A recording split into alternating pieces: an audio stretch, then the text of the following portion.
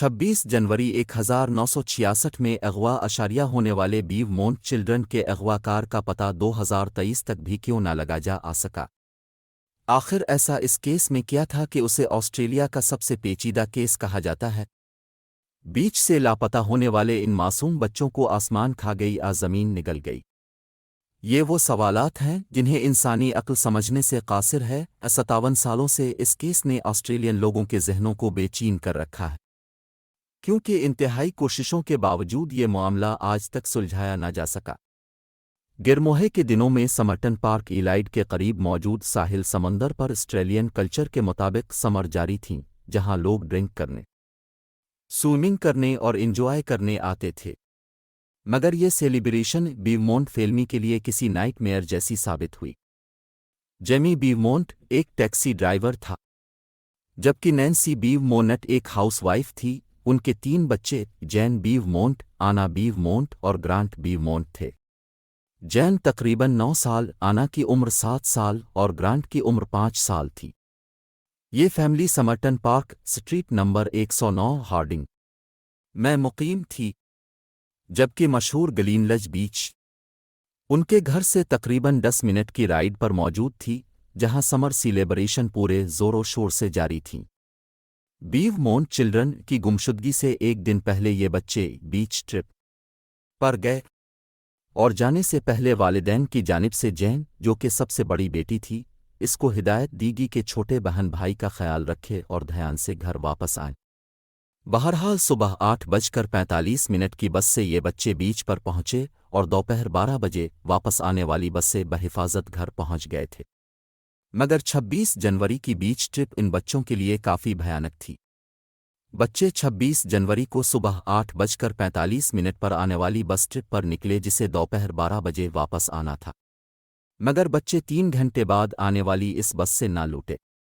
Nancy 2 बजे की बस के वापस आने का इंतज़ार करने लगी, मगर बदकिस्मती से बच्चे 2 बजे की बस से भी वापस घर ना आए।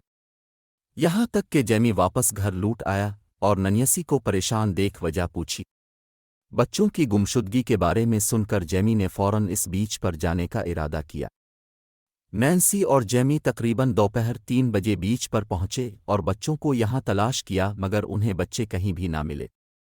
अगले 2 से अढ़ाई घंटे परेशान हाल वालिदैन अपने मासूम बच्चों को दोस्तों और रिश्तेदारों की तरफ ढूंढते रहे, मगर यहां भी बच्चों का नाम व निशान न था। आखिरकार नाकाम होने के बाद जेमी और नैन्सी ने शाम 5 बजे पुलिस स्टेशन का रुख किया।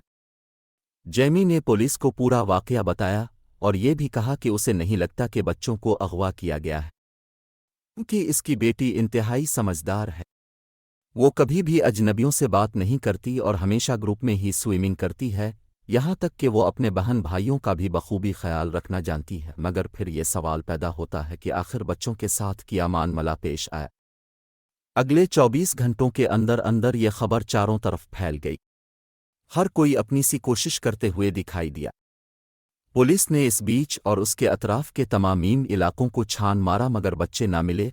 यहाँ तक कि नैन्सी ने इंकिशाफ किया कि इसके बच्चों के पास मुख्तलिफ सामान था, जिसमें कपड़े, तौलिए और बैग वगैरह शामिल थे।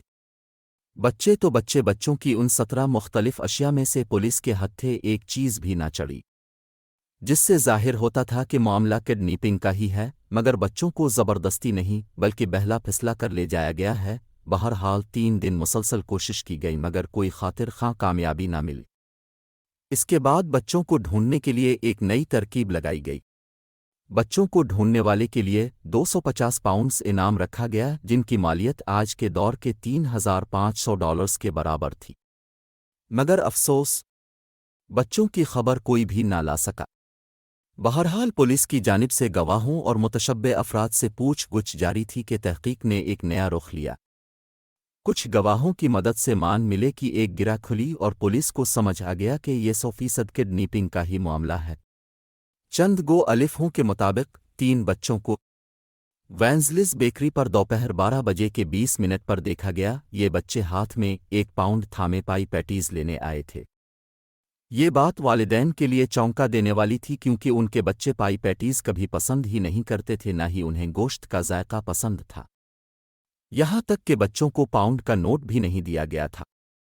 ان کے پاس 6 شیلنگز اور 6 پینس تھے، جو کہ بیچ پر کھانے پینے لنچ کرنے کے لیے یہ رقم کافی تھے۔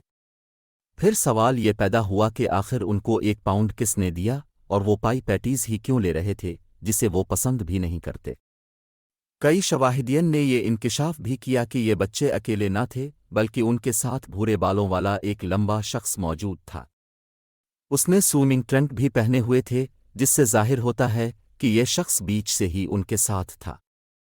بیچ پر موجود کچھ لوگوں کے مطابق بچے اس شخص کے ساتھ کافی کمفرٹیبل تھے، اس کے ساتھ کھیل کود رہے تھے اور اس کی کمپنی کافی انجوائے بھی کر رہے تھے۔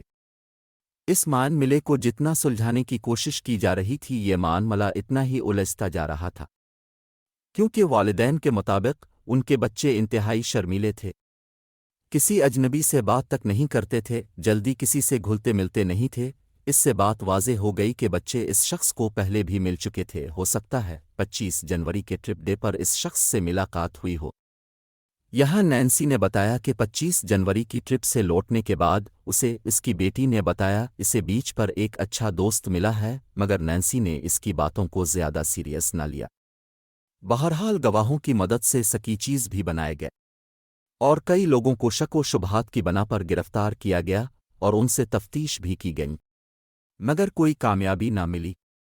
1968 میں نینسی اور جم کو خط موصول ہوا، جو کہ ان کی بڑی بیٹی جین کی جانب سے لکھا گیا تھا۔ اس خط میں لکھا ہوا تھا کہ وہ جس شخص کے ساتھ آئے اس کے ساتھ خوشگوار زندگی بسر کر رہے ہیں۔ اگر آپ ملنا چاہتے ہیں تو اس ایڈریس پر مل سکتے ہیں۔ جین کے بتائے ہوئے ایڈریس پر تب جیمی اور نینسی ایک ڈیٹیکٹیو کے ساتھ پہنچے تو وہاں کوئی موجود نہ تھا۔ کچھ دن گزرنے کے بعد والدین کو ایک اور خط ملا جس میں لکھا ہوا تھا کہ ہم نے واپسی کا ارادہ ترک کر دیا ہے، اور ہم جانتے ہیں وہاں نون غنہ اب ڈیٹیکٹیو کے ساتھ موجود تھے۔ یہ ایسا کیس تھا جس میں مسلسل ناکامی ہی مل رہی تھی، اور ہر گزرتے دن کے ساتھ یہ کیس ایک نیا موڑ اختیار کر لیتا۔ 1980 میں جیمی اور نینسی کے درمیان علیحدگی ہو گئی، اور نینسی 92 سال کی عمر میں 16 ستمبر 2019 کو اپنے بچوں کے بارے میں جانے بغیر ہی اس دنیا سے چلی گئی، جبکہ جیمی ابھی بھی امید لگائے بیٹھا ہے کہ ایک دن وہ اپنے بچوں سے ضرور ملے گا۔ 2014 میں ساؤتھ آسٹریلین پریمر نے یقین دہانی کروائی کہ پولیس ہار نہیں مانے گی اور بچوں کی کھوج جاری رہے گی، یہاں تک کہ پولیس کی جانب سے بچوں کی خبر دینے والے کو $1 ملین انعام کا اعلان کیا گیا، مگر اس کے باوجود اس راز سے پردہ نہ اٹھ سکا کہ بچے اس وقت کہاں ہیں اور کڈنی پر آخر کون تھا۔